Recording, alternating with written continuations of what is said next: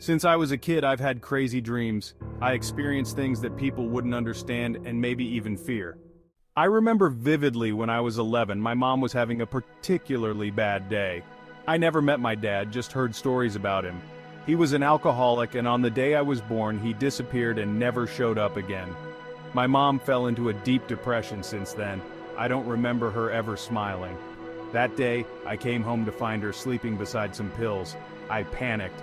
I shook her so hard, so many times, that she finally stirred and muttered, "Hey Peter, go to bed. There's pizza in the microwave. Eat and go to bed."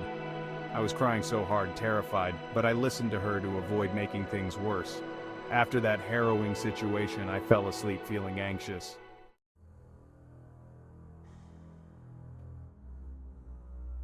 That night, my journey with the mind hunters in my lucid dream began. In my dream, I felt something was off, a sensation of being watched. The air around me was thick and heavy, making it hard to breathe. Suddenly, dark figures with glowing red eyes emerged from the shadows. These were the mind hunters, demon-like entities that preyed on the vulnerabilities and fears of their targets. I tried to run, but the dreamscape twisted around me, pulling me deeper into a nightmare. The landscape morphed into a twisted version of my neighborhood, with eerie abandoned houses and streets that stretched into infinity. The mind hunters closed in, their whispers filling my head with fear and doubt. "You're worthless," they hissed. "You'll never escape." In my desperate flight, I stumbled upon a strange portal, shimmering with a cold, blue light. With no other options, I plunged into it, hoping to escape the mind hunters.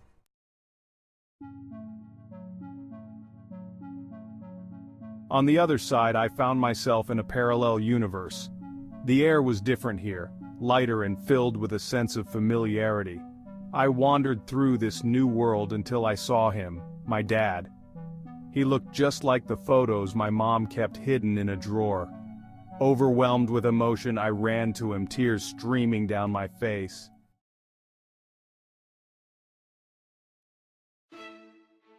"Why did you leave us?" I yelled, my voice cracking with years of pent-up anger and sadness. "Do you know what you did to Mom? To me?" My dad's face was a mask of sorrow and regret. He reached out to touch my shoulder, but I pulled away. "I'm so sorry, Peter," he said, his voice filled with a sadness that matched my own.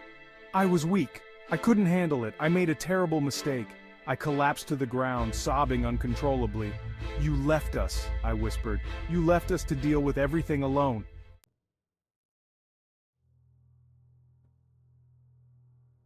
Before my dad could respond, the mind hunters attacked. Their whispers turned into deafening roars as they lunged at us, their claws and teeth bared. My dad pushed me behind him, shielding me from their assault. "Run, Peter! You have to survive!" I was frozen with fear, unable to move. The mind hunters tore into my dad, their malevolent energy overwhelming him. Despite his pain, he fought back with a ferocity I had never seen before. He was buying me time, sacrificing himself to save me. "Go!" he shouted, his voice filled with both desperation and determination.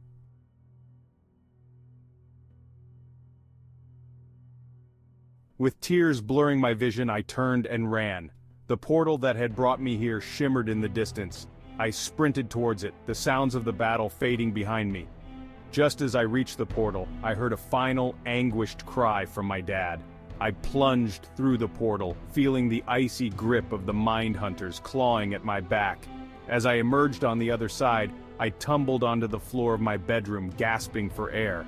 The nightmare was over, but the emotional wounds were deep. I lay there, sobbing uncontrollably, the weight of my father's sacrifice crushing me. He had saved me, but at what cost? The dream had given me a glimpse of the pain he had carried, and the regret that haunted him.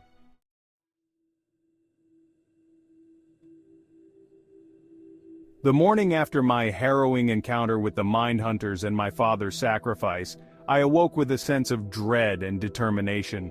My room, once a safe haven, now felt like a prison. I couldn't shake the feeling that the mind hunters were still watching me, waiting for the right moment to strike again. As I went through the motions of my day, I couldn't concentrate on anything. School felt like an endless blur of faces and voices. My friends noticed my distraction, but I couldn't bring myself to tell them about the nightmares. They wouldn't understand. They'd think I was losing my mind. That night, as I lay in bed, I thought about my father.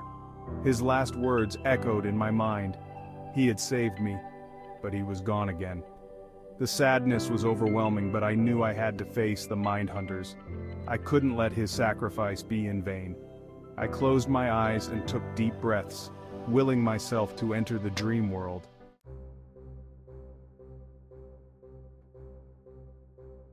The familiar sensation of my mind being pulled apart began, and soon, I found myself back in the twisted version of my neighborhood. This time, I was ready. I walked through the eerie streets, calling out for the mind hunters. "Come out! I'm not afraid of you!"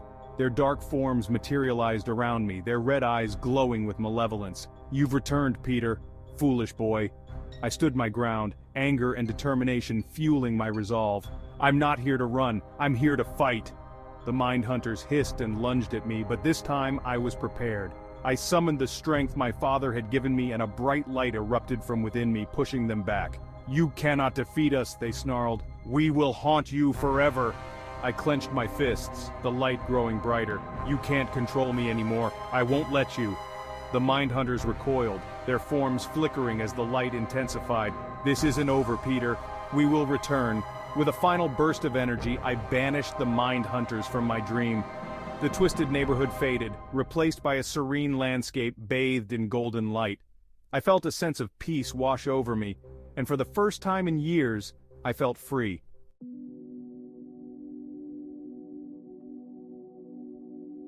But as I explored this new dreamscape, I stumbled upon another portal. It shimmered with a familiar blue light, beckoning me to enter. I hesitated, unsure of what awaited me on the other side. Taking a deep breath, I stepped through the portal and found myself in a tranquil meadow. The sky was a brilliant shade of blue, and the air was filled with the scent of wildflowers. In the distance, I saw a figure sitting beneath a tree. As I approached, my heart skipped a beat. It was my dad. He looked up and smiled, the sorrow in his eyes replaced with a gentle warmth. "Hello, Peter." Tears welled up in my eyes. "Dad, how is this possible?"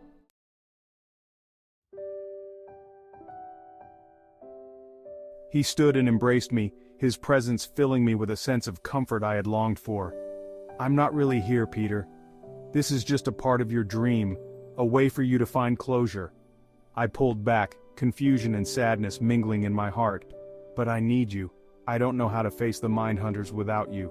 He cupped my face in his hands, his touch warm and reassuring. "You have everything you need inside you, Peter. You're stronger than you realize. The mind hunters prey on fear and doubt, but you've already proven that you can stand up to them." I nodded, tears streaming down my face. "I miss you, Dad, every day." He smiled, his own eyes glistening with tears. "I know, son, and I'm always with you, even if you can't see me." We sat beneath the tree, talking for what felt like hours. I told him about my life, my struggles, and my fears. He listened, offering words of wisdom and encouragement.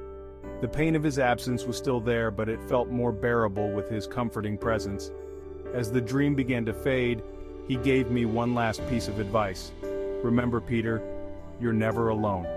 You have people who care about you, and you have the strength to face whatever comes your way."